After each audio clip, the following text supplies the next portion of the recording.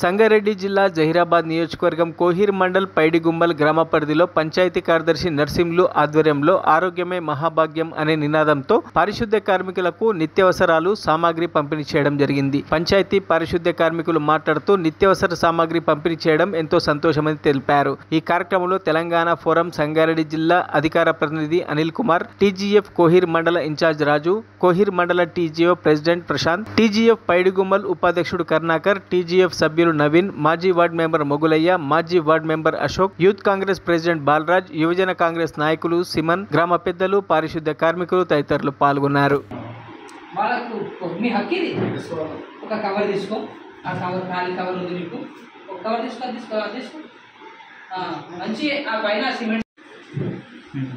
ఏమేమి ఇస్తారో చెప్పండి. ఒక జత షూ, బట్టల సబ్బులు, ఫేస్ సబ్బులు, నూనె, బ్రష్, పేస్ట్, బెల్లం, గ్లౌజెస్ 10 ఐటమ్స్.